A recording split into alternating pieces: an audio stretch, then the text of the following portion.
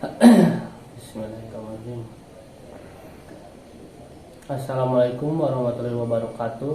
Sebelumnya perkenalkan, nama saya Muhammad Riza Rizky Rahman, mahasiswa asal Universitas Pajajaran, Fakultas Pertanian. Sebelumnya saya ingin izin mewawancarai aktivitas usaha tani yang Bapak lakukan di sini. Pertama-tama kita mulai dari perkenalan dulu ya Pak. Ya. Boleh langsung kenalkan diri Pak. Oh, ya, terima kasih. Saya salah seorang petani cabai rawit yang melakukan penanaman cabai rawit, memanfaatkan lahan yang kurang produktif. Nama saya Jajang Suhendar, alamat RT 1 RW 8 Kampung Kubang, Desa Bojongasi, Kecamatan Bojongasi, Kabupaten Tasikmalaya.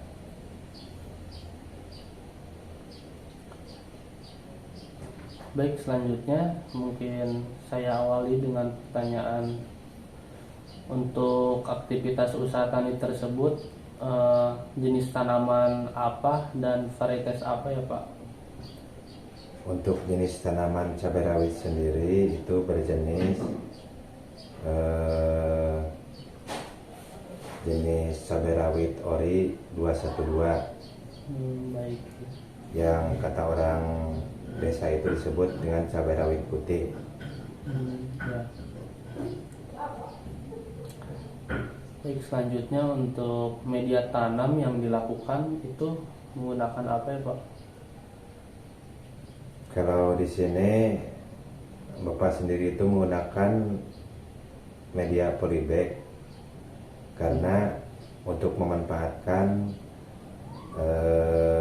lahan di sekitar kolam. Jadi istilahnya kata orang desa itu kita ikan dapat, cabai rawit juga bisa panen. Oh iya. Untuk memanfaatkan lahan. Dan untuk alat dan bahan media tanam tersebut apa saja ya Pak? Ya, untuk penanaman di polybag yang paling utama kita sediakan polybag. Untuk campuran medianya pupuk kandang, tanah, dan sekam padi.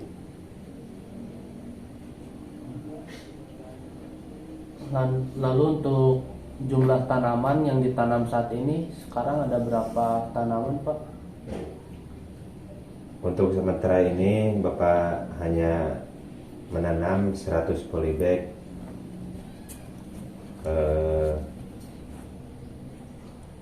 Tadinya untuk hanya percobaan, tapi setelah melihat hasil jadi semakin terpacu ingin lebih banyak menanam di polybag. Baik, selanjutnya mungkin untuk perawatan yang dilakukan saat ini, mulai dari pupuk dan pestisida yang digunakan itu apa saja Pak? Untuk perawatan, untuk di polybag sendiri setiap 1 bulan kita kasih pupuk kandang. Dan untuk pengocoran kita gunakan 2 minggu sekali.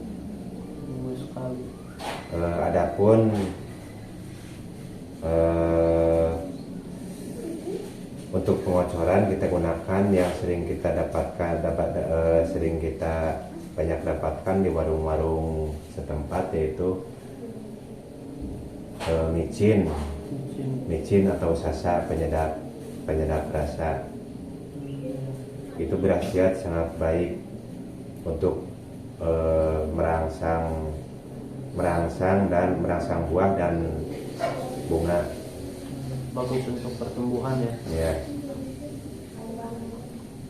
Lalu untuk ininya pestisidanya itu?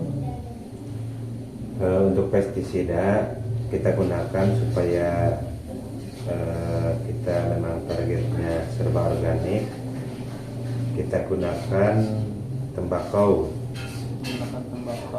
menggunakan tembakau yang cara pembuatan pestisida itu sendiri dengan cara kita rendam tembakau tersebut kurang lebih 12 jam. Jam direndam. Untuk penanggulangan hama, manfaat pestisida tembakau sangatlah banyak, tidak kalah dari pestisida kimia yang lain seperti pestisida bermerek Desis dan lain sebagainya. Jadi untuk sementara di lahan saya cukup dengan pestisida buatan sendiri, yang manakala selain pestisida dari tembakau kita juga gunakan pestisida dari daun jeruk ataupun daun nangka sirsak yang penggunaannya sama seperti pestisida yang dari tembakau.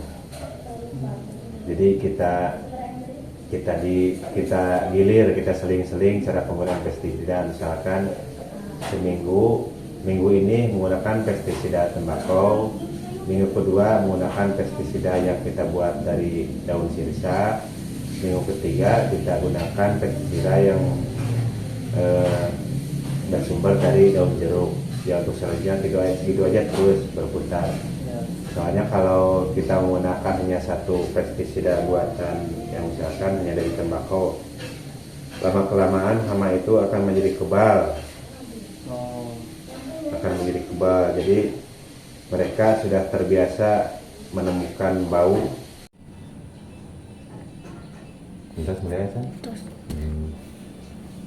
Oleh sebab itu sebaiknya, alangkah baiknya kita gunakan pola pemberian pestisida itu secara bergiliran tiap 1 minggu.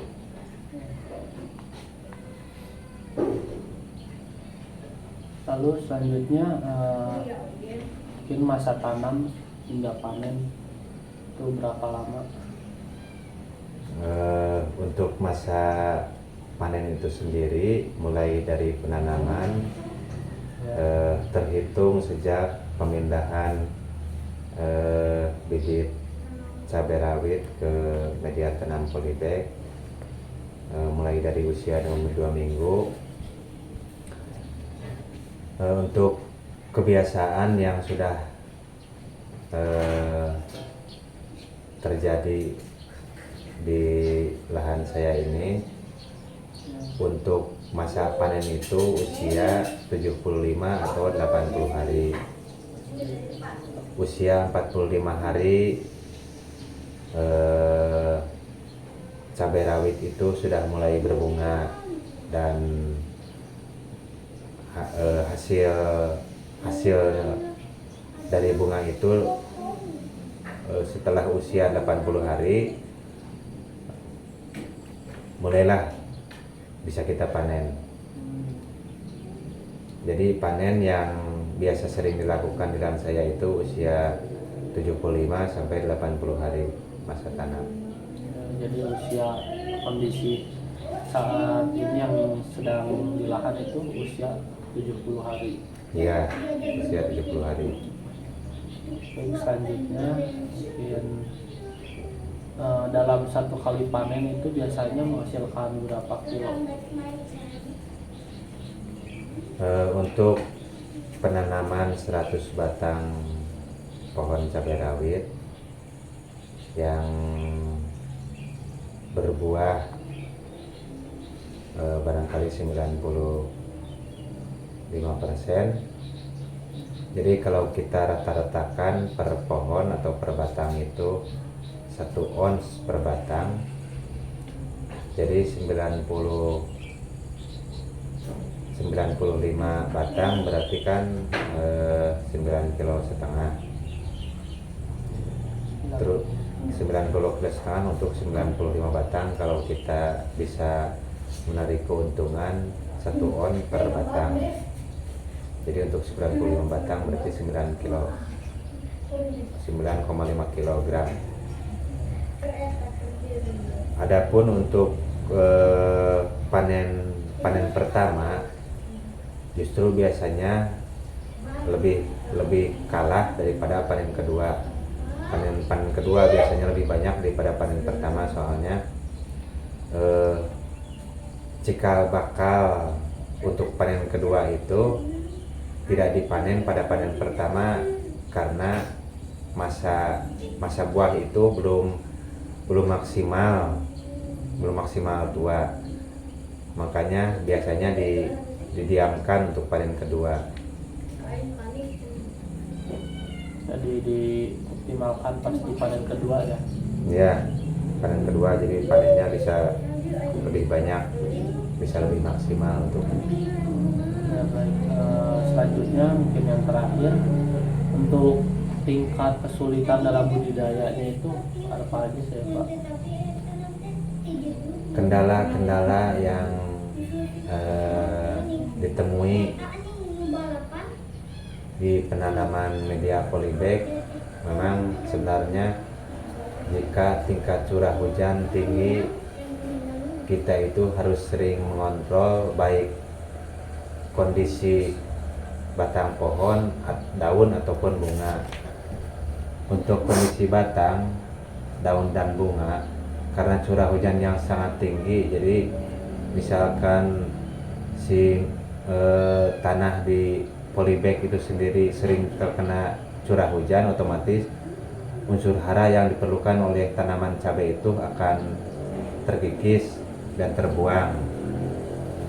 Sedangkan untuk buah dan bunga, biasanya curah hujan yang sangat tinggi itu dengan mudah pohon cabai kita itu diserang hama, baik itu hama kutu kepul atau tungau dan lain banyak sebagainya. Sedangkan dikala curah hujan tinggi itu, misalkan tanaman cabai rawit kita sudah ada yang terkena hama atau terserang hama, kalau kita terlambat menangani, otomatis nanti akan menyerang pohon-pohon yang lain di sekitarnya.